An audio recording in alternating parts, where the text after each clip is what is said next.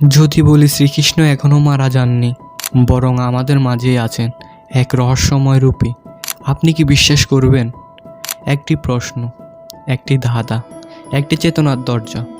আজ আমরা সেই রহস্যের দিকে তাকাতে চলেছি, যা হাজার বছর ধরে আমাদের সামনে থেকেও চোখের আড়ালে।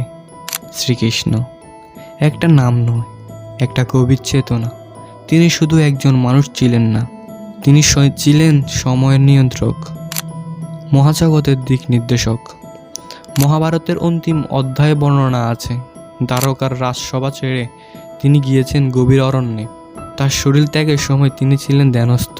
কিন্তু প্রশ্ন হচ্ছে, ধ্যানস্থ অবস্থায় শরীর ত্যাগ কি মৃত্যু, নাকি এটি ছিল আরেকটা রূপান্তর? বহু তাপস্বী যোগী, এমনকি কিছু আধুনিক গবেষকও বলেছেন, অবতার কখনো মারা যায় না, বরং তারা গোপনে লোকচক্ষুর আড়ালে চলে যায় এবং রূপ বদলে ফেরত আসেন। ভারতের হিমালয় অঞ্চলে গিরিরাজের গুহায় এমন অনেক সাধক এখনও বিশ্বাস করেন কৃষ্ণ আজও জীবিত, শুধু আমাদের চেতনার চোখ তাকে দেখতে পায় না। একটি পুরাণ তিব্বতীয় পাণ্ডুলিপিতে পাওয়া গেছে একটি চমকপ্রদ তথ্য, কালচক্রের দেবতা কৃষ্ণ, যিনি একদিন কালী সীমা ভেদ করে আবার ফিরে আসবেন মানব জাতিকে সঠিক পথ দেখাতে।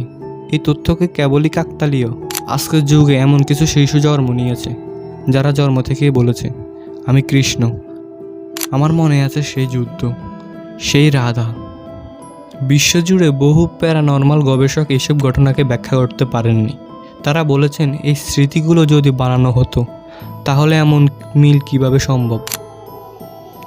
আর সবচেয়ে রহস্যজনক বিষয়, ভগবানের দেহ শেষ হলে সাধারণত সমাধি হয়, কিন্তু শ্রীকৃষ্ণের কোনো সমাধি আজও পরিষ্কারভাবে চিহ্নিত হয়নি।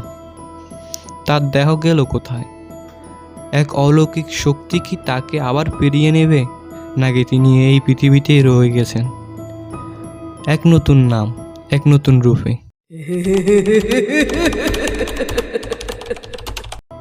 একটা কথা মনে রেখো, যিনি সময়ের নিয়ন্ত্রক, তার মৃত্যু সময়ের মধ্যে হয় না। তাহলে শ্রীকৃষ্ণ কি সত্যিই মারা গেছেন, নাকি তিনি আমাদের মাঝেই আছেন?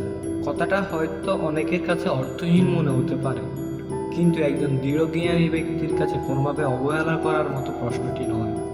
আজকের জন্য এইটুকুই বন্ধুরা। যদি এই প্রশ্নের উত্তরটি জানতে চাও, কমেন্টে শ্রীকৃষ্ণ সেকেন্ড এপিসোড লিখে কমেন্ট করো। পরবর্তী ভিডিওতে গভীরভাবে এবং সুন্দরভাবে তুলে ধরবো এই বিষয়টি। রাধে রাধে।